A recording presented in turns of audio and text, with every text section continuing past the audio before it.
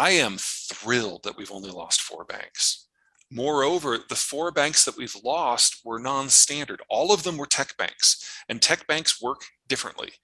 Throughout the rest of the system, people raise capital either by taking out loans or issuing stock. That's not how it works in Silicon Valley. Silicon Valley is primarily driven by venture capital, and you get your cash mostly in lump sums. So what the people who run the startups do is they take that lump sum, they park it in a bank, and then they just draw upon it as they need it for payroll and costs and resources and everything else. What happened with the 4 banks that went under is the depositors got spooked and they yanked their capital. Well, the banks had just basically put all of that capital into things like government debt, and they couldn't liquidate fast enough. And then when they did liquidate, they had no assets. So it was a very, very non-standard bank run. Normally what happens is you get loans that go bad for a bank, and then the bank runs out of operating capital and people pull their money out and you get a collapse. That hasn't happened anywhere.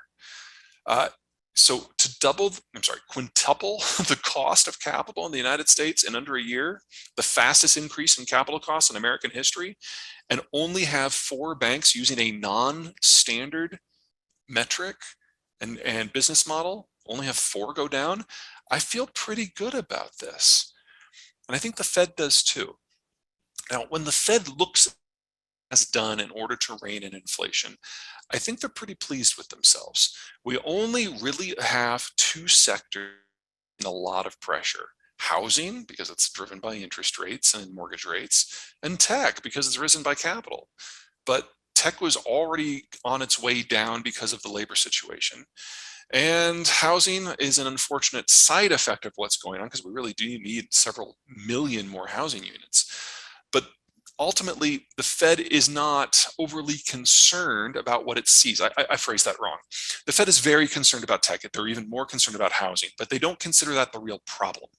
The real problem is demographics, because while the United States still has a positive demographic profile, most of the advanced world doesn't. And what is monetary policy? What are interest rates? Except a series of tools that are designed to regulate consumption. You want more consumption in order to get inflation up, you lower capital costs by lowering interest rates. You're concerned that inflation is running too fast, you raise interest rates to tamp down demand and get inflation under control. That's how it works. That's how it's always worked. Well, with Germany and Italy and China and Japan and Korea and the rest aging out, they will never have consumption-driven economic growth again. And so the Fed isn't so much worried about this economic cycle. The Fed is worried about the next one. When the United States, and to a lesser degree Mexico and Canada, are the only economies in the world that are capable of responding to monetary policy.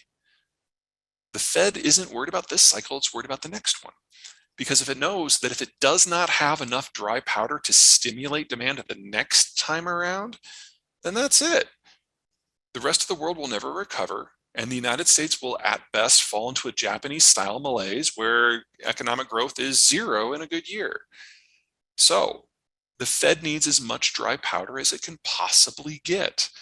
They're not going to stop before 6%. They would really like to reach 9%. Because they're worried about the monster that's chewing on the horizon. If they get this wrong, if they don't have enough tools, we will not see economic growth for at least a generation. And that is something that is a far worse situation than the inflation environment that we're seeing right now. All right, so the key thing to remember about Russia, it's not a normal nation state, it's a multi-ethnic empire. And the political system that evolves from that is nothing like what we're familiar with here in the United States when it comes to elections or accountability. I mean, our system is not perfect by any stretch of the imagination, but Russia really only has 2 options for ruling its territory. One is strict military dictatorship, like we saw under the Soviet Union. And the other one is the more czarist issue or style of balancing various forces. So for that to work, the czarist strategy, it is very dependent upon the personality and the mediation skills of the leader himself. Now, in the case of Putin, Putin comes from St. Petersburg, and the people who are ruling the country right now are his cadre back from when he was vice mayor in Petersburg back in the 90s. And in that era, what Putin discovered personally is that the most reliable tools in order to force the population to do what you want were organized crime, because you could call upon them to assassinate people who were problematic, to extort folks, to keep problems in line, to keep the foreigners at arm's length, all that good stuff. And so that entire constellation of people that he used in Petersburg are now the folks that are running Moscow. Now, there are other political and economic factions throughout the Russian Federation, a lot of them headquartered in Moscow, and they don't really overly care for this setup. And that has made it difficult for Putin to exercise control over the military in the same way that, say, the Soviet Union would did. So what he did is the logical thing. He took one of his people from St. Petersburg, a guy by the name of Shoigu, and put it in charge of the overall national military. Shoigu is great at manipulating organized crime, and he's probably the most corrupt person alive on the planet right now. In fact, best guess is that 1/3 of the defense budget for procurement for weapons and modernization, he skimmed off the top for him personally, and then the people under him took another third for themselves. One of the reasons why Russian equipment is not doing as well as we would have expected it to do, and one of the reasons why the Indians are in the process of backing out of all of their arms supply contracts, because they realize that Shoigu just stole all the development money and they're never going to get what they've already paid for. Okay, so you play that forward to today's environment. This is not a government that has a hierarchical system of control throughout all of society. You've got a guy at the top who has established himself as the ultimate arbiter to negotiate among the factions. And in order to get a little bit more flexibility, Putin personally created what we now know as Wagner to create a new faction that was loyal only to him. Well, like any other factional system, the factions rub up against each other. And in Ukraine, Wagner and the Ministry of Defense under Shoigu came into direct conflict. And so Prigozhin, who's the leader of Wagner, basically threw his coup in an attempt to force Putin to choose him over Shoigu, to elevate his faction and push down Shoigu's. What Prigozhin failed to account for is that Shoigu is not simply a crony of Putin. He's a really good friend. The two of them go back to their time in East Germany when Putin's job was to steal technology from the West, and they're godfathers to each other's children. So it was probably unwise of him to ever attempt this. And it's probably going to cost him his life before the end of the year. And we're already seeing a purge of the entire faction of Wagner. We confirmed that a number of the military leaders of Wagner at its various bases and operations around the world have already been detained, and in many cases already shipped back to Russia. We'll probably never hear from them again.